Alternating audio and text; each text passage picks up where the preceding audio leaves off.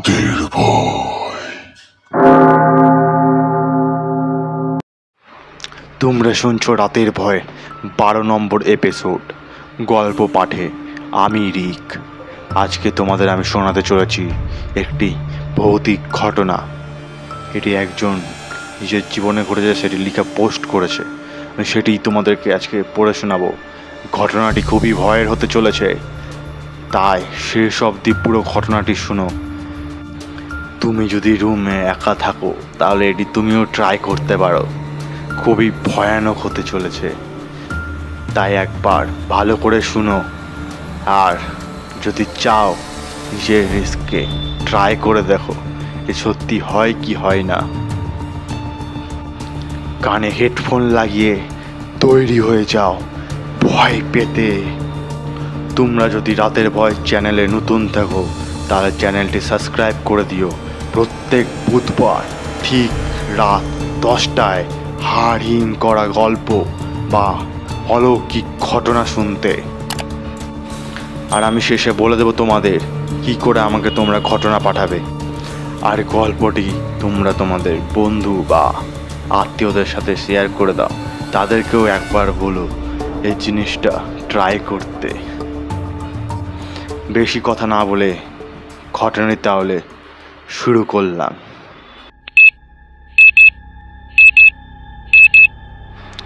অবশেষে রাত 12টা বাজে।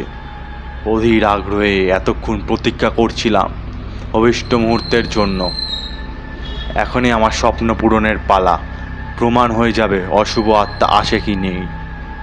আজও কি কিছু অতৃপ্ত আত্মা পরলোক গমন না করতে পেরে মধ্যলোকে ঘুরে বেড়ায় নিজের অভীষ্ট সিদ্ধির লক্ষ্যে, নাকি এর সবটাই মিথ্যে, গল্প লেখকদের কল্পনা ছাড়া আর কিছু নয়?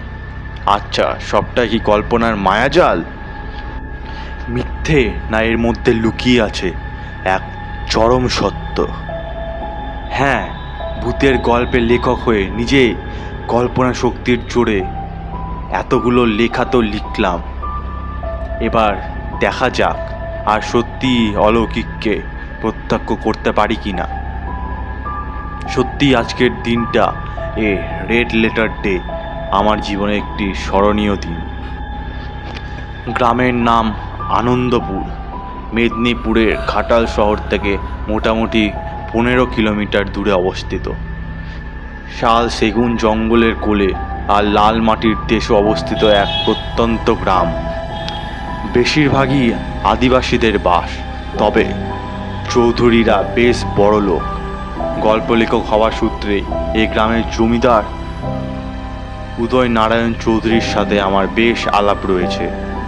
উদয়বাবু আবার ভূতের গল্প পড়তে খুব ভালোবাসেন। সেই সূত্রে তিনি সুভাষিসকে চিনবেন না তা কি হতে পারে?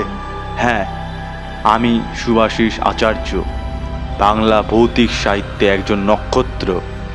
বাংলা গ্রামে শহরে কত ফ্যান আছে আমার, কত লোক আমার স্প্রেড দেখার জন্য পাগল।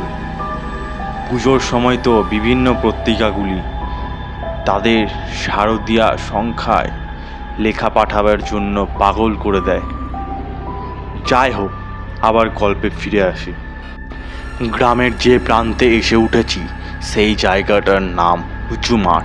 শুনেছি লর্ড কর্নওয়ালিসের চিরস্থায়ী বন্দোবস্তের সময় এখানে বহু নিরীহ কৃষক যখন কুখ্যাত সূর্যাস্ত আইন অনুসারে নির্দিষ্ট সময়ে কোম্পানির কাছে খাজনা দিতে অপারগ হতো, তখন তাদের জোর করে জমিদারে লেসেলরা জীবন্ত অবস্থাতেই এই জমিতে পুঁতে ফেলত। শোনা যায় তারা নাকি পিশাচে পরিণত হয়ে আজও জিঘাংসা পুরাণের জন্য ঘুরে বেড়ায় রাতের অন্ধকারে। এছাড়া কাছাকাছি আছে বাউর, সেখানে নাকি রাতের বেলায় ঘুরে বেড়ায় আলেয়া। উদয়বাবুর কাছেই শুনেছি কাছাকাছি জঙ্গলে নেকড়ে মানবের অস্থি ও তাদের উপদ্রব। কবরখানায় রয়েছে মামদো, আর শ্মশানের কাছে আশ্যাওড়া গাছে সন্ধ্যা থেকে পা ঝুলিয়ে বসে থাকা চুড়েল। আজও অন্ধকার নেমে এলে রক্ত টকবক করে ফুটছে, এরকম নবীন যুবকের সন্ধান করে বেড়ায় শাকচুন্নি ও শঙ্খিনী। আহা, এরকম একটা জায়গারই তো খোঁজ করছিলাম। উদয়বাবুকে অসংখ্য ধন্যবাদ। এখানে এত ভূত, এ যেন সোনায় সোহাগা। এত ইন্টেড প্লেস যাদের নাম শুনলেই রক্ত জল হয়ে যায়। ঘুরে বেড়ালাম কিন্তু কিছুই পেলাম না। মুম্বাইয়ের মুকেশ মিস্ত্রি, রাজস্থানের ভানগড়, 100 বর্কার এক, আর এই যেন পরম বৈষ্ণবের জন্য হাতের কাছে বৃন্দাবন। যাই হোক, এখানে এসে অভীষ্ট সিদ্ধি হয় কি না সেটাই দেখার। হ্যাঁ, এবার একটু বলি, আমি এখানে এসেছি এক এক্সপেরিমেন্ট করতে। ভূত আছে কি ভূত নেই, আর তার জন্য খুঁজতে বেরিয়েছি মধ্যরাত্রে অতিথি ভ্লাডিমেরি। হ্যাঁ, ঠিকই ধরছে, ব্রিটেন ও পশ্চিম দুনিয়ার এক অভিশপ্ত প্রেতনিকে, যাকে নিয়ে কত গল্প, কত উপকথা। এই ভ্লাডিমেরিকে চার প্রেতাত্মা বলে অভিহিত করা হয়। সেই ইংল্যান্ডের রানী মেরি ছিলেন ইতিহাসের পাতায় এক ঘৃণ্য চরিত্র।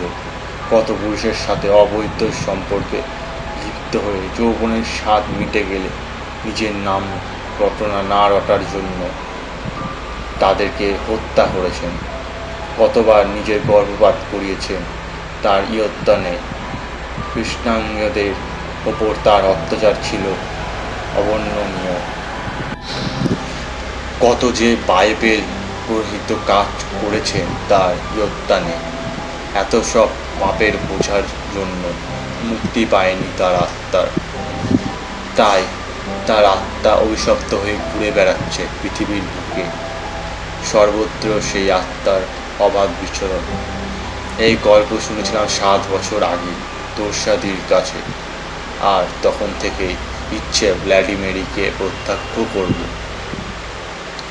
আজ রাতেই হয়তো উঁচু মাঠের বুকে পূরণ হতে চলেছে আমার স্বপ্ন। আজ শনিবার, তাই আবার অমাবস্যা, প্রেতাত্মাদের মহোৎসব করার দিন। বাইরে নিকষ কালো অন্ধকার, ঘরের আলো নিভিয়ে দিয়েছি। একটা মোমবাতি জেলে দাঁড়ালাম আয়নার সামনে এসে। ওটাকে ধূসরিত দেখেছিলাম, আজ পরিষ্কার করেছি। এইবার 3 বার ভ্লাডিমেরিকে ডাকতে হবে। ভ্লাডিমেরি, প্লিজ কাম টু মি বলে। একবার ভ্লাডিমেরিকে ডাকলাম। দূরে কোথাও একটা শিয়াল ডেকে উঠল। এক পাল শিয়াল একসাথে ডেকে জাম বা প্রহরের সূচনা ঘোষণা করে, তাই শিয়ালকে বলা হয় জাম শোষক। কিন্তু একটা শিয়ালকে একভাবে ডাকতে তো শুনিনি, আর ডাকটাও কেমন যেন অদ্ভুত, যেন হাড়ির মধ্যে মুখ রেখে ডাকছে। ভেসে এলো অজানা রাত জাগা পাখির ডাক। সত্যি অপার্থিব কিছু হচ্ছে কিনা জানি না, নাকি পরিবেশের জন্য আমি দেখলাম আমার মতো দামাল ছেলে যে ছোটবেলায় বন্ধুদের সাথে চ্যালেঞ্জ নিয়ে অমাবস্যার রাতে শ্মশানে আর গোরস্থানে একলা কাটিয়েছে, এই উঁচু মাঠের মতো জায়গা তারও ভয় করছে। এই হেমন্তেও কপালে বিন্দু বিন্দু ঘাম জমেছে। না, নিজের অনুভূতিকে বেশি পাত্তা না দিয়ে আবার ডাকলাম ভ্লাডিমেরি বলে। এবার যেন কাছে শুনতে পেলাম ক্ষুধার্ত নেকড়ের হাড় হিম করা গর্জন। না, কানের ভুল একেবারেই নয়, আর আমি সস্তার নেশাও করিনি। সত্যিই যেন শুনতে পেলাম কাছাকাছি এক পাল নেকড়ে হাড় হিম করা স্বরে হুঙ্কার করছে। তাহলে কি উদয়বাবুর কথাই সত্যি? এবার আমি সত্যিই ভয় পেলাম, আর এরপর যা শুরু হলো তা কল্পনাতীত বললে কম হবে না। আজ বিকালে আকাশে কালো মেঘের চিহ্ন মাত্র ছিল না। বাইরে শুনতে পেলাম ঝড়ো হাওয়া গো গো শব্দ, যেন সারা উঁচু মাঠ জুড়ে আধি বইছে। জানলা দিয়ে দেখা যাচ্ছে যে পরিষ্কার আকাশের নক্ষত্র উজ্জ্বলতা বিকিরণ করছে, আর কিছু উঠছেও না। আর গাছের পাতাগুলি আশ্চর্যভাবে স্থির, কিন্তু শুধুই শশ শব্দ। কেমন একটা খটকা জাগলো মনে। যা ঘটে চলেছে কোনো কিছুই তো বাস্তবে সম্ভব নয়। ওদিকে মাঠেও 50-60 জন ছায়ামূর্তিকে দেখা যাচ্ছে।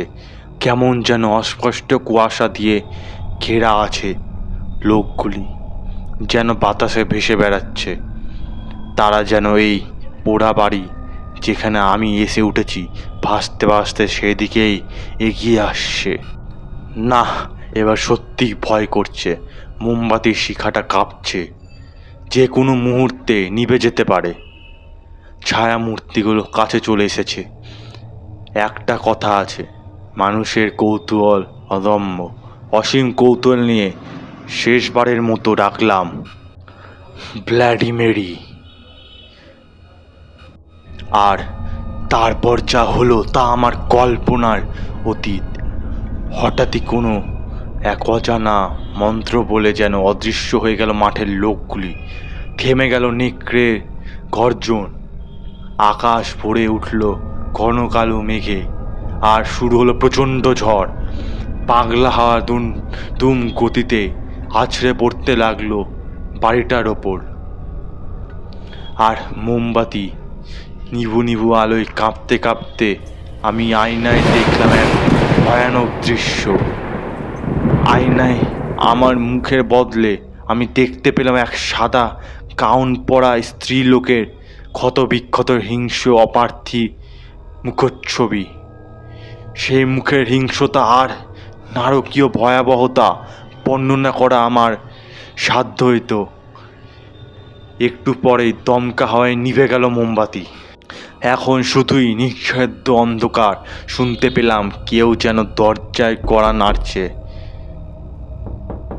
আমার ষষ্ঠেন্দ্রিয় আমার জানান দিল এসে গেছে সেই বহু প্রতীক্ষিত ব্যক্তি, মধ্যরাতের অতিথি ব্লাডি মেরি। এই ছিল বন্ধুরা সেই ঘটনা। খুবই ভয়ানক ঘটনা এটি। আমার পুরো গায়ের লোম দাঁড়িয়ে গেছে এই ঘটনাটি যখন আমি রেকর্ড করছি। তোমরা আমাকে কমেন্ট করে জানাও তোমাদের কেমন ভয় লাগলো ঘটনাটি শুনে। আর তোমরা যদি আমাকে সত্যি অলৌকিক ঘটনা বা ভৌতিক ঘটনা পাঠাতে চাও তাহলে আমাকে মেসেজ করো আমার ইনস্টাগ্রাম আইডিতে, যেটি স্টোরি কালেক্টর রিক নামে সার্চ করলেই পেয়ে যাবে আমাকে তোমরা। বা আমাকে মেল করো আমার ডেসক্রিপশনে দেওয়া লিঙ্কে ক্লিক করে। তোমরা যদি চাও এটি একবার ট্রাই করতে পারো। অমাবস্যার রাতে ঘর লাগিয়ে আয়নার সামনে একটা মোমবাতি নিয়ে দাঁড়িয়ে 3 বার ব্লাডি মেরি বলে ডেকো। তারপর যেটা হবে সেটি একবার আমাকে বলো। কিন্তু আমি বলবো না ট্রাই করাই ভালো, কারণ এটি করলে বিপদ নিশ্চয়ই আসবে তোমার জীবনে।